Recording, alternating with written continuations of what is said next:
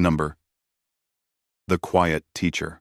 Commander Zethrak of the Vorthan Empire adjusted his neural interface as the massive dreadnought times, decimator times, dropped out of hyperspace above the third planet of the Sol system. Earth hung before them like a blue-green jewel, completely unaware of the death that had come calling.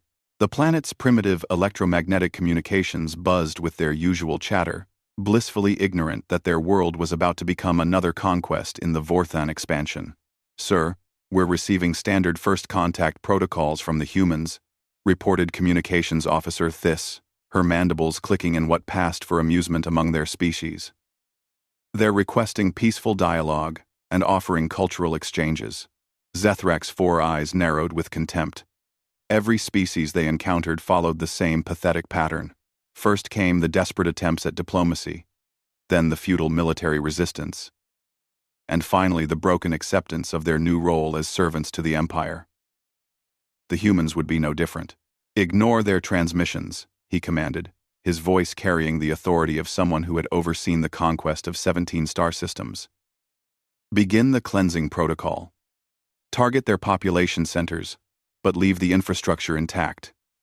We'll need those facilities for the mining operations." The tactical display showed Earth's major cities highlighted in red, each one marked for orbital bombardment. New York, London, Tokyo, Mumbai. All would burn within the hour. But Zethrak had learned from experience that breaking a species' spirit required more than just destroying their adults. The young ones needed to understand their place in the new order from the beginning. I want you to identify their educational facilities, schools, learning centers, anywhere their juveniles gather. We'll make examples of those first. Nothing crushes resistance like showing them we can reach their offspring anywhere." The communications officer's talons danced across her console. "Sir, I've identified thousands of such facilities across the planet. Shall I target them all? Select 50 of the largest ones. Make sure they're scattered across different continents. I want every human to know that their children are never safe from us." Zethrak's mandibles spread in what his species considered a smile. It was an expression that had terrified countless worlds. As the Times Decimator Times and her escort fleet moved into attack formation, neither the commander nor his crew knew they were making the greatest tactical error in galactic history. They saw Earth's lack of interstellar travel, their primitive projectile weapons, and their fractured political systems as signs of weakness. What they didn't see were the quiet classrooms where Earth's true strength was being forged. At Roosevelt Elementary School in downtown Chicago, 37 third graders sat in neat rows as their teacher, Mrs. Sarah Chen, explained the water cycle. Sarah had been teaching for 12 years, and at 41, she had found her calling in these bright young minds. Her classroom was her sanctuary, filled with colorful posters, student artwork, and the constant energy of children learning about their world. "Now, who can tell me what happens when water vapor rises high enough into the atmosphere?" Sarah asked, her voice carrying the patient warmth that had made her beloved by hundreds of students over the years. 8-year-old Tommy raised his hand enthusiastically. "It gets cold and turns back into water drops." "Excellent, Tommy. And what do we call those water drops when they group together?" "Clouds!" Several children called out in unison. Sarah smiled, her heart full as it always was when she saw that spark of understanding in their eyes. These moments were why she taught, why she stayed late every day preparing lessons, why she spent her own money on supplies to make learning magical for her students. The first sign something was wrong came as a shadow passed across the classroom windows. Sarah glanced up, expecting to see a plane, but instead saw something that made her blood freeze. A massive metallic structure, easily the size of several city blocks, hung silently in the sky above Chicago. Its hull was dark and angular, covered in what looked like weapon emplacements. The children began to notice too, their attention shifting from the lesson to the impossible sight outside. Sarah's teacher instincts kicked in immediately. Whatever was happening, her first priority was keeping her students calm and safe. "All right, everyone," she said, her voice steady despite the ice forming in her stomach. Let's move away from the windows and sit in our reading circle." As the children obediently moved to the carpeted area in the corner, Sarah caught sight of more ships appearing in the sky. Dozens of them, all bearing the same threatening design. Her phone buzzed with an emergency alert. But before she could read it, the building's intercom crackled to life. "All teachers and students, this is Principal Martinez. We are implementing lockdown procedures immediately. Teachers, secure your classrooms and keep students calm. Do not attempt to leave the building." Sarah's mind raced as she processed the implications. Lockdown procedures were designed for human threats, armed intruders, dangerous individuals. But the ships outside suggested something far beyond the scope of their emergency plans. "Mrs. Chen," asked Emma, a precocious girl with pigtails, "what are those big things in the sky?" Sarah knelt down to be at eye level with her students, her teacher training guiding her even in this unprecedented situation. She had always been honest with her children, believing they deserved truth delivered in age-appropriate ways. "I don't know exactly what they are, sweetheart," she said, gathering the children closer. "But whatever happens, I need you all to remember something very important. I'm here with you, and I'm going to keep you safe. That's my promise to each of you." The building suddenly shook as a deep rumbling sound echoed from outside. Through the windows, Sarah could see beams of energy lancing down from the alien ships, striking buildings in the distance. Explosions bloomed on the horizon as Chicago's skyline began to burn. Sarah's phone finally connected to the emergency network, and the message that appeared made her hands tremble. "Alien attack in progress. Seek immediate shelter. All military forces on high alert." The children pressed closer to her, sensing the danger even if they didn't fully understand it. Sarah wrapped her arms around as many as she could reach, her protective instincts overriding her fear. These weren't just students anymore. They were her children, and something was threatening them.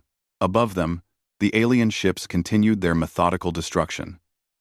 They had no idea that in targeting this school, they had just made an enemy of someone who would move heaven and earth to protect her students. Sarah Chen was just a teacher, 41 years old and standing 5 feet 4 number. The transformation begins. 3 hours had passed since the initial attack, and Sarah Chen had become someone she didn't recognize. The gentle teacher who had started the day explaining cloud formation was gone. Replaced by something primal and calculating, she had moved her 37 third graders into the school's basement storage room, the most structurally sound location she could find. The children huddled together on makeshift bedding created from gym mats and classroom supplies. Outside, the bombardment had intensified. The aliens weren't just targeting military installations anymore. They were systematically destroying civilian infrastructure. Power grids failed, communication networks went dark, and emergency services were overwhelmed. But most disturbing of all were the reports coming through on the few working radio channels. The aliens were specifically targeting schools during class hours, maximizing casualties among Earth's children. Sarah had fashioned a crude radio from classroom electronics, her college engineering courses finally proving useful in ways she'd never imagined. The scattered transmissions painted a horrific picture. Roosevelt Elementary was just one of dozens of schools under attack worldwide. In Beijing, alien ground forces had stormed into Sunshine Primary School. In London, Westfield Academy had been reduced to rubble with hundreds of children inside. The aliens were using some kind of energy weapon that turned the metal playground equipment at Sacred Heart School into molten slag. "Mrs. Chen," whispered Maria, a quiet girl who rarely spoke up in class. "Are the bad aliens going to hurt us?" Sarah knelt beside the children, her voice steady despite the rage building in her chest. "I won't let them hurt you. Any of you. That's my promise." She meant every word. Something fundamental had shifted inside her when she realized the aliens were deliberately targeting children. The part of her that had spent years nurturing young minds, that had celebrated every small victory and comforted every scraped knee, had transformed into something that would have terrified the aliens if they could have understood it. Sarah began to take inventory of their situation with the methodical precision she usually reserved for lesson planning. The basement storage room contained janitorial supplies, old textbooks, broken furniture, and most importantly, the school's emergency supplies. She found industrial cleaning chemicals, maintenance tools, and a surprising amount of useful materials that previous teachers had hoarded over the years. As she worked, Sarah's mind processed everything she knew about the aliens from the scattered reports. They were bipedal, approximately 7 feet tall, with advanced energy weapons but surprisingly light armor. Their tactics suggested they viewed humans as primitive and non-threatening. Most tellingly, they seemed to have no understanding of human psychology or what they had triggered by targeting children. The school's intercom system crackled back to life, powered by the emergency generator. Principal Martinez's voice echoed through the building. But it was different now. Strained and desperate. All staff and students still in the building. Alien ground forces have breached the first floor. They appear to be conducting room-to-room searches. Teachers, protect your students by any means necessary. Sarah's jaw tightened. The aliens weren't content with aerial bombardment. They were coming to finish the job personally. She looked at her students. These beautiful, innocent children who trusted her to keep them safe, and felt something cold settle in her stomach. Moving with purpose, Sarah began combining cleaning chemicals in ways that would have horrified her former chemistry teacher. Ammonia and bleach stayed carefully separated, but other combinations created compounds with more useful properties. She disassembled old computers to extract wire and small motors. Broken desk legs became clubs. Fire extinguishers became both weapons and tools. "Mrs. Chen," Tommy asked, watching her work, "what are you making?" "Insurance," she replied, not looking up from her task. The sounds of combat echoed through the building above them. Human screams mixed with alien chittering and the distinctive whine of energy weapons.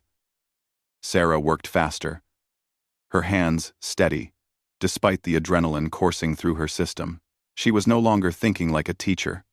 She was thinking like a mother defending her young. From the radio came a transmission that made her blood boil.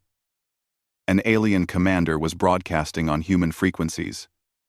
His words, translated by some kind of universal device. "Humans of Earth, you have witnessed our power. Your military forces are destroyed. Your cities burn, and your young suffer for the resistance of their elders. Submit now, and we may allow some of your offspring to live as servants in the new order." Sarah's hands stilled on her improvised weapons.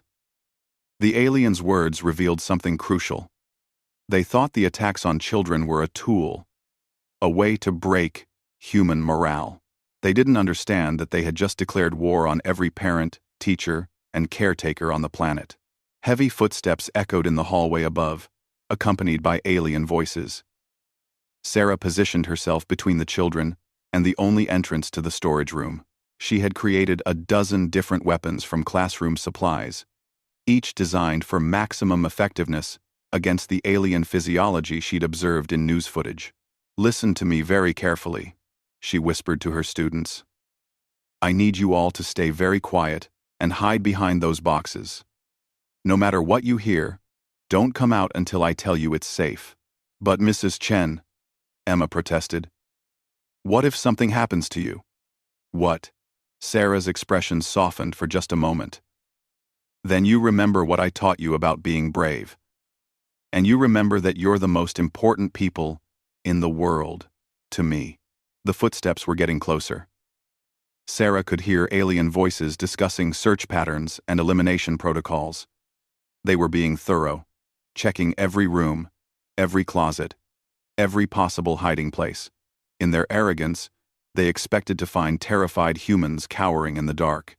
They had no idea they were about to encounter something their military databases had no classification for: a human teacher defending her children. The door handle turned slowly. Sarah gripped her improvised weapons and felt the last vestiges of her old self slip away. The gentle educator was gone. What stood in the storage room now was something ancient and terrible. Something that had protected human young since the species first learned to use tools. The door opened, and 3 alien soldiers stepped inside. They were tall and insectoid, with 4 arms and chitinous armor that covered most of their bodies. Their weapons were sleek and deadly, designed to kill efficiently. But they hesitated for just a moment when they saw Sarah standing there. A middle-aged woman in a flowery blouse, her graying hair pulled back in a sensible bun, looking for all the world like someone's favorite grandmother.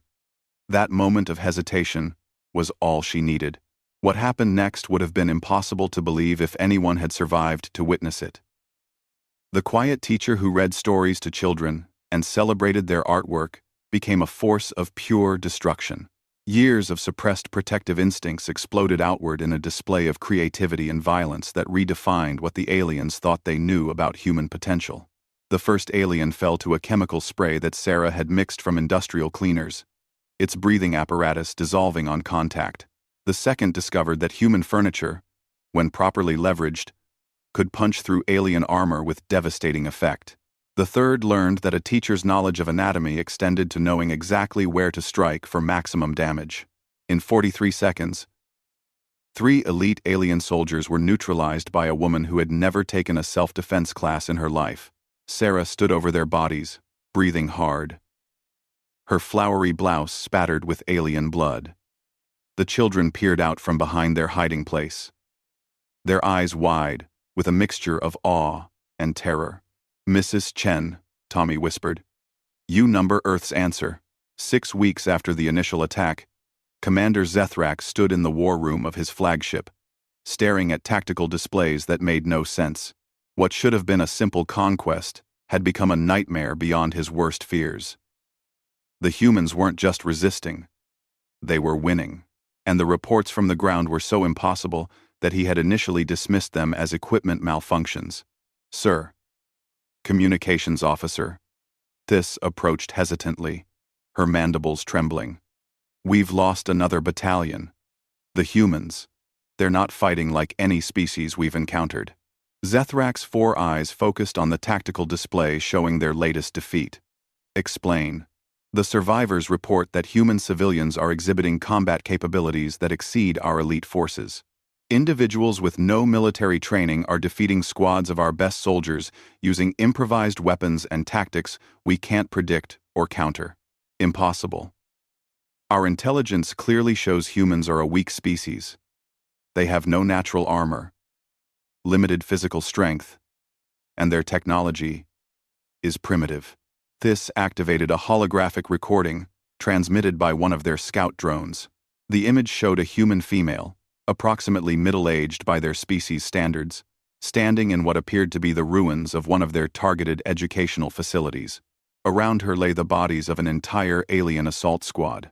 Computer analysis identifies her as Sarah Chen, age 41, profession listed as teacher in their databases. She had no military training, no combat experience, and according to her psychological profile, was classified as a non-threat. Zethrak stared at the recording.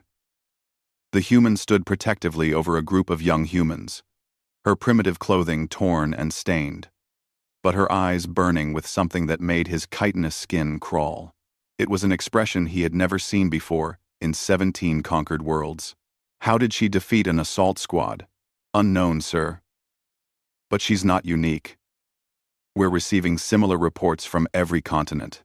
Humans designated as teachers, parents, caregivers, all non-combatants according to our classifications, are exhibiting unprecedented combat effectiveness when defending their young." Tease activated additional recordings. A human male identified as Coach Johnson had single-handedly destroyed an alien patrol using nothing but sporting equipment and tactical brilliance that outmatched their own strategic computers. A female called Mrs. Rodriguez had turned her food preparation area into a fortress that had held off 3 separate assault waves. Hundreds of similar reports flooded in daily. "Sir," the tactical officer interrupted, "we're receiving a transmission from Earth. It's being broadcast on all frequencies simultaneously. Put it through." The holographic display shifted to show a human female sitting at what appeared to be a damaged desk in a ruined classroom. Behind her, crude but effective fortifications had been constructed from school furniture and supplies. Sarah Chen looked directly into the camera with the same burning intensity Zethrak had seen in the combat footage. To the alien forces currently occupying our world, she began, her voice calm but carrying an undertone that made seasoned warriors uncomfortable. You made a mistake when you chose to target our children. You assumed this would break our spirit, make us surrender faster. Instead, you've awakened something in humanity that you cannot comprehend. Behind Sarah, other humans moved in and out of frame. Teachers, parents, coaches, librarians. All non-combatants according to Vorthon classification systems, yet all carrying weapons and moving with the confidence of seasoned fighters. You see, you've never encountered a species like us before. We don't just reproduce, we nurture. We don't just create offspring. We sacrifice everything to protect them. You've targeted the most dangerous thing on our planet. Human children under the protection of human adults who love them. The recording shifted to show footage of human resistance operations. What the aliens saw defied every military doctrine they knew. Humans were using tactics that shouldn't exist, weapons that shouldn't work, and displaying courage that bordered on insanity. Worse, they were winning through sheer creativity and an absolute refusal to accept defeat when children were at stake. You made us into something we've never been before, Sarah continued. Every teacher has become a strategist. Every parent has become a warrior. Every person who ever cared for a child has become your worst nightmare. We've taken your advanced technology and reverse-engineered it in our basements. We've studied your tactics and countered them with solutions you never considered. Zethrak watched in growing horror as the human displayed alien weapons that had been modified and improved using primitive Earth technology. Somehow, these non-combatants had not only figured out how alien technology worked, but had made it more effective. But here's what you really don't understand, Sarah said, standing up from her desk. This isn't about military strategy or technological superiority. This is about love. Every human who ever read a bedtime story, every person who ever bandaged a scraped knee, every adult who ever promised to keep a child safe, you've made them all into soldiers. And soldiers fighting for love don't follow your rules. The recording showed human forces mounting coordinated attacks across the globe. They weren't using traditional military tactics because they weren't traditional military forces. They were teachers who understood child psychology, adapting those skills to predict alien behavior. They were coaches who knew how to motivate teams, becoming leaders of resistance cells. They were parents who would literally die before letting harm come to their children. You wanted to break our spirit by threatening our young. Instead, you've given us a reason to become unstoppable. Every destroyed school has created 100 new warriors. Every injured child has turned their caretakers into your enemies. Every family separated by your actions has become a source of vengeance that will never stop hunting you. Zethrak realized with dawning horror that the humans had done something unprecedented in galactic history. They had turned their entire civilian population into an effective military force through nothing more than threats to their children. Every conquest protocol in the Vorthon military database was useless because it was designed to fight armies, not entire populations united by parental instinct. So here's our message to you, Sarah concluded, her eyes burning with the same intensity that had terrified warriors across 17 star systems. Leave our world. Now. Return our children to us unharmed. Do this, and we'll let you go. Continue your attacks, and learn why never threaten a human's children should be the first rule in any galactic military handbook. The transmission ended, leaving the war room in stunned silence. Zethrak stared at the empty holographic display, his mind struggling to process what he had just witnessed. In 70 years of military service, through countless conquests and battles, he had never encountered anything like this. Sir, Thys whispered, what are your orders? Zethrak looked at the tactical display showing their dwindling forces, the impossible casualty reports, and the growing network of human resistance that seemed to operate on principles beyond military understanding. The humans had done something that shouldn't be possible. They had turned love into a weapon more effective than any technology the Empire possessed. Signal the fleet, he said finally, his voice heavy with defeat. Full retreat. All forces withdraw from the Sol system immediately, sir. But the Empire's expansion protocols, the protocols don't account for this. Zethrak interrupted. We're not fighting an army. We're fighting an entire species that has transformed itself into something we can't defeat. Every time we kill one of them, 10 more become soldiers. Every school we destroy creates a new command center. Every child we threaten turns their protectors into monsters we can't comprehend. As the Vorthan fleet began its withdrawal from Earth, emergency signals were already broadcasting across the galaxy. New military protocols were being drafted. Warning flags were being attached to the Sol system, and the human species was being reclassified from primitive non-threat to something that had never existed in galactic records before. Down on Earth, in a ruined classroom in Chicago, Sarah Chen watched the alien ships retreat through a broken window. Her 37 students were safe, as were millions of children around the world. The terrible thing she had become, the protective instinct that had transformed her from a gentle teacher into Earth's most effective soldier, slowly began to recede. But it didn't disappear entirely. None of the parents, teachers, and caregivers who had been transformed by the alien threat would ever be quite the same. Earth now had something that would make any future invaders think twice. A population that had learned they could become absolutely unstoppable when their children were threatened. The quiet teacher sat back down at her desk and began planning lessons for when the rebuilding was complete. But now those lesson plans included new subjects: basic alien technology, tactical thinking, and most importantly, how to protect the ones you love when the universe turns hostile. Earth had answered the alien attack in the most human way possible. Not with superior technology or military might, but with love so fierce it had redefined what it meant to be dangerous. And across the galaxy, every civilization that heard the story of the Vorthan retreat learned a new truth. Never, under any circumstances, threaten a human child. Because somewhere on that small blue planet, there was always a teacher, a parent, or a caretaker ready to show them exactly why love was the most terrifying force in the universe. We're really strong. Love. Sarah looked down at her hands, still shaking from the adrenaline, and realized something profound. She wasn't strong. She was necessary. The aliens had made a fundamental error in their assessment of humanity. They measured strength in terms of military might and technological advancement. They failed to understand that true human strength came from love, from the bonds between protector and protected, from the willingness to become monsters in defense of innocence.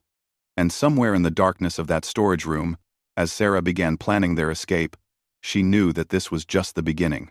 The aliens had attacked children, and that meant every teacher, every parent, every caretaker on Earth was now at war. They had awakened something in humanity that they were not prepared to face. The quiet teacher had become Earth's first super soldier, and she was just getting started, inches tall.